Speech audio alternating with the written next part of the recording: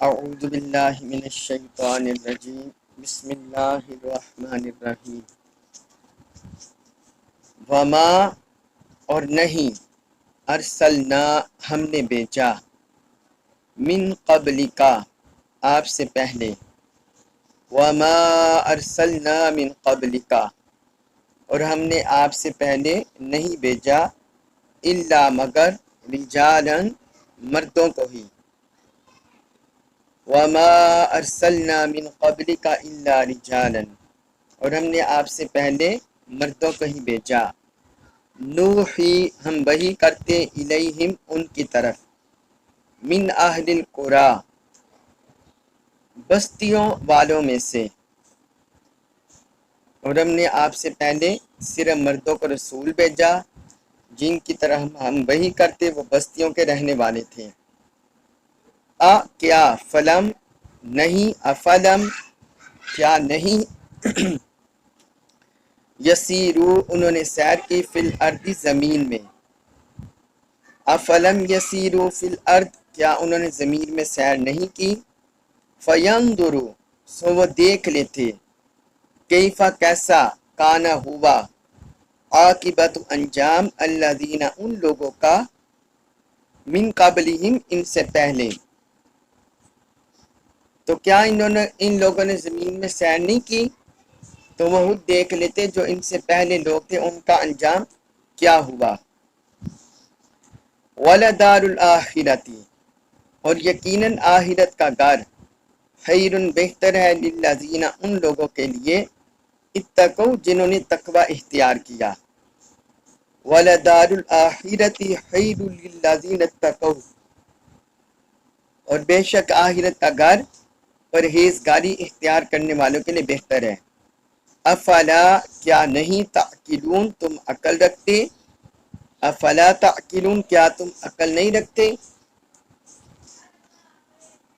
اس آیت مبارکہ میں اللہ رب العزت نے نبوت کے حوالے سے رسالت کے حوالے سے اور جو منکرین تھے ان کے حوالے سے بیان کیا ہے فرمایا وما ارسلنا من قبلک الا رجالا نوحی الیہم اور ہم نے آپ سے پہلے صرف مردوں کو بھیجا جن کی طرف ہم وحی کرتے ہیں تو یعنی اس سے پہلے بات پتہ چلی کہ جتنے بھی انبیاء کرام اللہ تعالی نے دنیا میں بھیجے ہیں رسول بھیجے ہیں وہ مرد تھے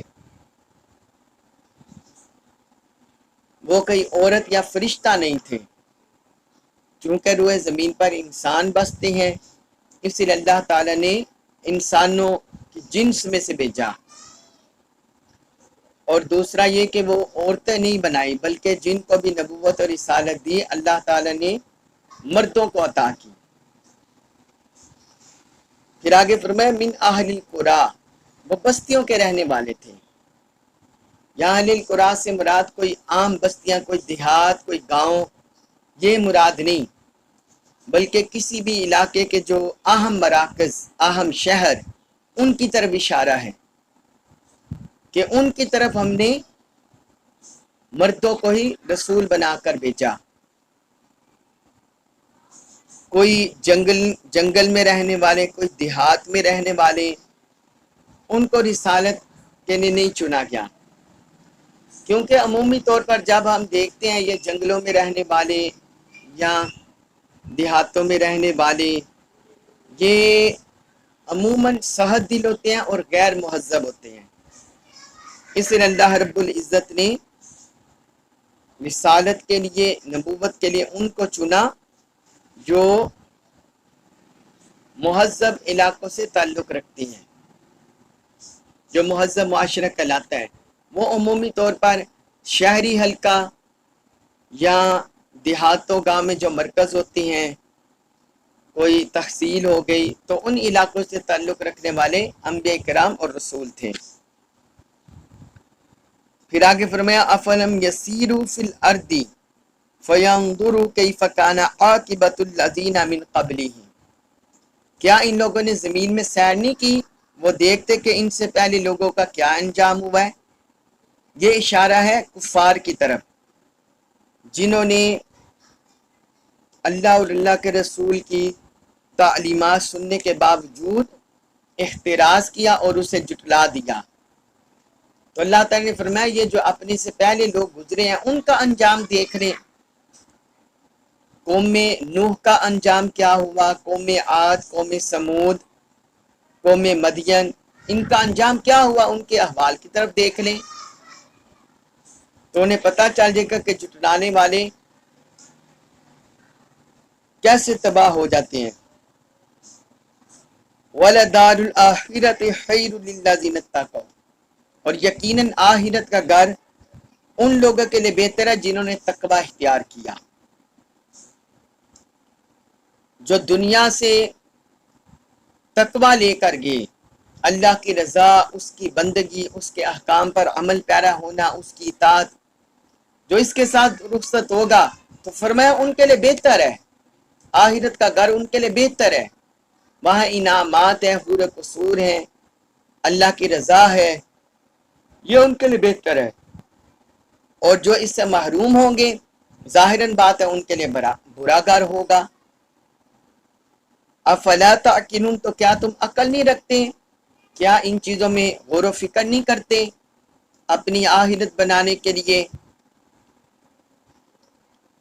اس کے بعد ہے سورہ یوسف آیت نمبر 110، اس میں ارشاد فرمایا حتیٰ، یہاں تک کہ عزت جب استیأسا مایوس ہو گئے الرسل رسول،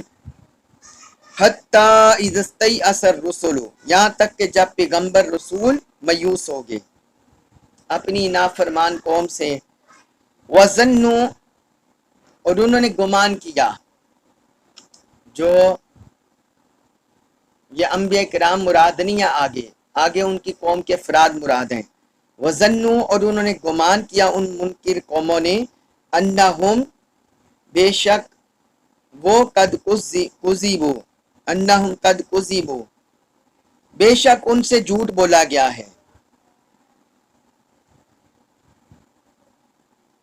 جاءہم، جاء، پھر آ گئی، ہم ان کے پاس، نصرنا، ہماری مدد. جاءہم نصرنا، تو ان رسولوں کے پاس ہماری مدد آ پہنچی. فنجیا، سو ہم نے نجات بخشی، من اس کو، نشاء، جسے ہم نے چاہا. فنجیا من نشاء، پھر ہم نے جسے چاہا اسے نجات بخش دی. ولا، اور نہیں، یردو، پھیرا جاتا، بأسنا، ہمارا عذاب، ان سے، القوم سے، المجرمین، مجرم. ولا یرد بأسنا عن القوم المجرمین، اور ہمارا عذاب مجرم قوم سے پھیرا نہیں جاتا. اب یہاں اللہ رب العزت نے ذکر فرمایا ہے انبیاء کرام کا عمل اور ان کی قوم کا حال اور ان کی قوم کا عمل. فرمایا حتیٰ اذا استیأس الرسل، یہاں تک کہ جب یہ رسول مایوس ہو گئے. کس سے مایوس ہو گئے؟ اس سے مراد ہے وہ اپنی قوم سے مایوس ہو گئے، جو نافرمان قوم تھی، منکر قوم تھی، ان کے ہدایت سے مایوس ہو گئے کہ اتنا عرصہ ہم انہیں تبلیغ کرتے رہے ہیں، اللہ کا پیغام پھیلاتے رہے ہیں، پہنچاتے رہے ہیں، لیکن اس کے باوجود یہ ٹس سے مس نہیں ہوئے اور انہوں نے ضلالت و کفر کو نہیں چھوڑا. لہذا وہ ان کی کفر و معصیت سے مایوس ہو گئے. آگے فرمایا وَظَنُّوا أَنَّهُمْ قَدْ كُذِبُوا،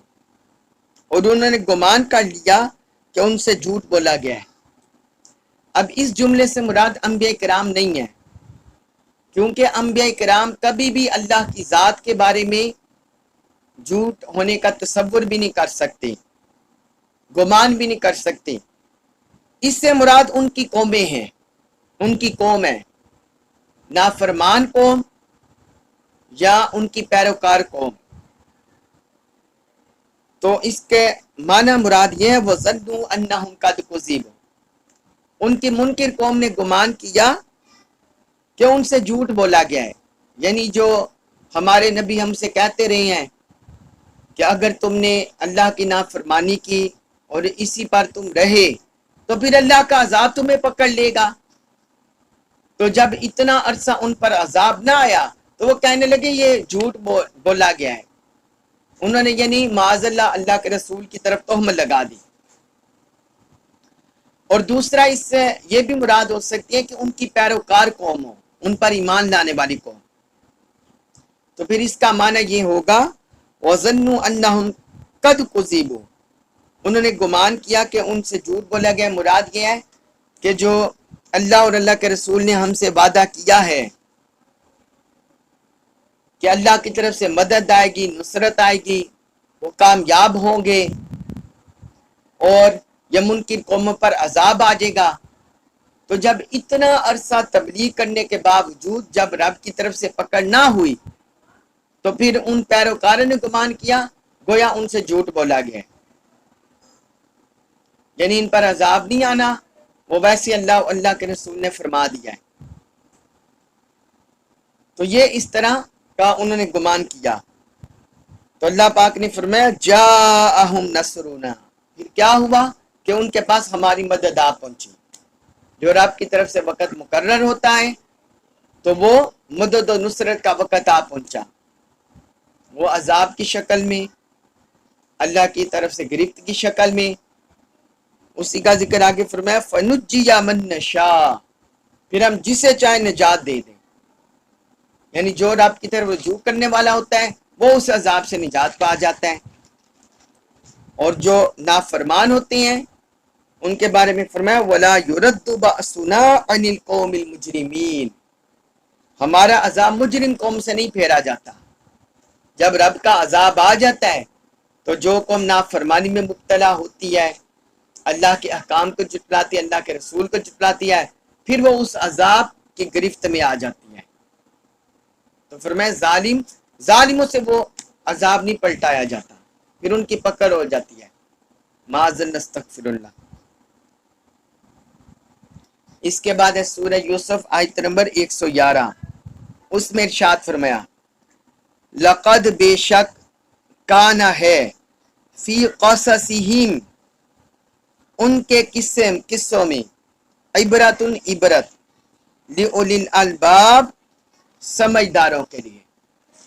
لقد کان فی قصصہم عبرت لأولی الالباب، بے شک ان کے قصوں میں سمجھداروں کے لیے عبرت ہے۔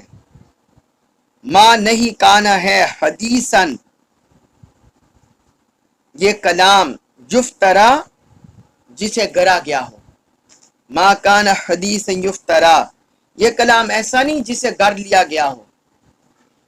یعنی قرآن کی طرف اشارہ ہے۔ ولیکن بلکہ تصدیق، یہ تصدیق ہے الذی اس کی بین یدی جو اس سے پہلے ہے، ولیکن تصدیق الذی بین یدی، بلکہ یہ ان کتابوں کی تصدیق ہے جو اس سے پہلے ہیں۔ وتفصیل، اور تفصیل ہے کلی ہر شیء چیز کی، وتفصیل کل شیء اور ہر چیز کی تفصیل ہے، وہدن اور ہدایت ہے، ورحمتن اور رحمت ہے، لقوم ایسی قوم کے لیے، لوگوں کے لیے، یؤمنون جو ایمان لے آئیں۔ وتفصیل کل شیء وہدن ورحمتن لقوم یؤمنون، اور ہر چیز کی تفسیر ہے اور ہدایت ہے اور رحمت ہے اس قوم کے لیے جو ایمان لے آئے۔ اب یہاں اللہ رب العزت نے اس سورہ مبارکہ کا اختتام کر دیا، تکمیل ہو گئی اور خلاصہ ذکر کر دیا۔ فرمایا لقد کان فی قصصہم عبرۃ لأولی الالباب، ان کے قصص میں اہل عقل کے لیے عبرت ہے۔ یہ حضرت یوسف علیہ السلام، ان کے بھائیوں کی، ان کے والد کے، اور پھر بادشاہ کا ہاب، پھر مصر میں جانا، تخت پر بیٹھنا، یہ جتنے کردار اس صورت میں آئے تھے، اللہ رب العزت نے فرمایا اہل عقل کے لیے اس میں عبرت ہے، نشانی ہے کہ وہ ان واقعات سے، ان قصص سے، ان داستانوں سے عبرت حاصل کریں، اپنی ہدایت کا سامان کریں، آپ یہ دیکھیے کہاں حضرت یوسف علیہ السلام مظلوم مقہور، جن کے بھائیوں نے ان پر ظلم کیا اور انہیں کنویں میں پھینک دیا، تو وہاں پھر کنویں سے کیسے نکلے، مصر پہنچے، پھر وہاں تہمت لگی، جیل میں چلے گئے، جیل سے نکل کر اللہ تعالی نے انہیں عروج عطا کر دیا، اور ادھر جن بھائیوں کو اپنی قوت طاقت پر گمنڈ تھا اور جو اپنے والد کی نگاہ میں ہیرو بننا چاہتے تھے، ان کا گمنڈ، ان کی طاقت وہ دری کے دری رہ گئی، اور وہ سارے بالآخر حضرت یوسف علیہ السلام کے سامنے سجدہ ریز ہو گئے۔ تو یہ اللہ رب العزت نے فرمایا کہ ان واقعات میں اہل عقل کے لیے عبرت ہے، وہ اس سے نصیحت حاصل کرے۔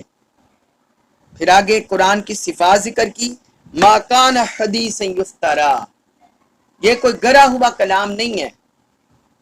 کہ اسے اپنے پاس سے کسی نے گھڑ لیا ہو، بنا لیا ہو، اختراع کر لیا ہو، جس طرح کفار مکہ کہتے تھے یا ان منکرین کہتے تھے کہ یہ اللہ کے رسول صلی اللہ علیہ وسلم نے اپنے پاس سے بنا لیا، معاذ اللہ۔ تو اللہ تعالیٰ نے فرمایا یہ جتنا واقعہ بیان کیا ہے یہ اللہ کی طرف سے اتارا گیا ہے، اور یہ کلام پاک کوئی گڑا ہوا نہیں ہے بلکہ رب کی طرف سے اتارا گیا ہے۔ پھر دوسری صفت ذکر کی اس قرآن کی، وَلَٰكِن تَصْدِيقَ الَّذِي بَيْنَ يَدَيْهِ، اور یہ اپنے سے پہلوں کی تصدیق کرنے والا ہے، جو اس سے پہلے تورات نازل ہوئی، زبور نازل ہوئی، انجیل نازل ہوئی، صحائف اترے، یہ ان کی اصلاً تصدیق کرتا ہے۔ ان کے اندر جو عقائد کی تعلیمات ہیں، ایمان باللہ، ایمان بالرسل، قیامت کے بارے میں، تو یہ قرآن انہی کی تصدیق کرتا ہے۔ آخرت کی جزا کے بارے میں، نیکوکاروں کو اجر اور مجرموں کو سزا، یہ پچھلی کتابوں میں بھی تعلیمات تھی اور یہ قرآن میں بھی موجود ہے۔ تو فرمایا یہ اپنے سے پہلے کتابوں کی تصدیق کرتا ہے۔ وہ تفصیل کل شیء، اور ہر چیز کی تفصیل ہے، ہر چیز کی اس میں تفصیل ہے۔ مراد یہ ہے کہ ہدایت کی جتنی ضروریات ہیں، جتنے تقاضے ہیں، وہ سارے کے سارے اس کتاب میں موجود ہیں۔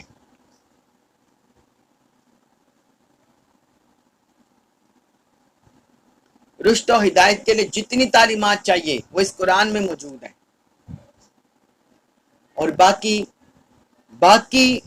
کل کائنات کے جو علوم و فنون ہیں ان کی اصل بھی اس کتاب میں موجود ہے۔ رشد و ہدایت کی تعلیمات وہ تو ساری تفصیل سے آئی ہیں، ساری تفصیل سے قرآن میں ذکر ہے، اور باقی جو کل کائنات کے علوم و فنون ہیں ان کی اصل اس کتاب میں موجود ہے۔ اور چوتھی پھر وہ بھی اللہ تعالی نے ذکر کی صفت اس کلام میں الہی کی، وَهُدًى وَرَحْمَةً لِقَوْمٍ يُؤْمِنُونَ، یہ اہل ایمان کے لیے ہدایت اور رحمت ہے۔ بے شک قرآن سارے انسانوں کے لیے ہدایت ہے، لیکن یہ ہدایت سے نفع اس سے ہی حاصل ہوتا ہے جو اس کی طرف رجوع کرتا ہے۔ اس لیے یہاں اللہ تعالی نے اہل ایمان کا ذکر کیا کہ کیونکہ اہل ایمان اسے پڑھتے ہیں، سنتے ہیں، اس پر عمل کرتے ہیں، اس سے ہدایت حاصل کرتے ہیں، اس لیے فرمایا کہ یہ اہل ایمان کے لیے ہدایت ہے کہ وہ اس سے نفع حاصل کرتے ہیں، اس کے ساتھ تعلق قائم کرتے ہیں۔ ورحمتاً، اور یہ رحمت ہے کہ جو بندہ بھی اس کی تلاوت کرتا ہے، اس پر عمل کرتا ہے، غور و فکر کرتا ہے، تو ہر گوشے سے اس کے لیے یہ قرآن رحمت کا باعث ہوتا ہے۔ اس لیے فرمایا کیونکہ اہل ایمان اس کی طرف رجوع کرتے ہیں، اسے سیکھتے ہیں، سکھاتے ہیں، پڑھتے ہیں، پڑھاتے ہیں، اس سے ہدایت حاصل کرتے ہیں، اس لیے یہ ان کے لیے رحمت کا باعث ہے، ان سے ضلالت کو دور کرتا ہے، زحمت کو دور کرتا ہے، اور رب کی رحمت، رب کا کرم اس بندے کے لیے لاتے ہیں، اہل ایمان کے لیے لاتے ہیں۔ صدق اللہ العلی العظیم۔ اللہ تبارک و تعالیٰ کا شکر ہے، الحمدللہ سورہ یوسف مکمل ہو گئی۔ اللہ تبارک و تعالیٰ سے دعا ہے کہ ہم سے جو غلطی کوتاہی کمی ہوئی یا اللہ تبارک و تعالیٰ درگزر فرمائے، ہمیں قرآن مجید کا کامل فہم نصیب فرمائے، اس کی برکات، اس کی رحمت، اس کی ہدایت نصیب فرمائے، نور عطا فرمائے، اور ہمیں اس پر عمل پیرا ہونے کی توفیق عطا فرمائے۔ وما علیہ الا البلاغ المبین۔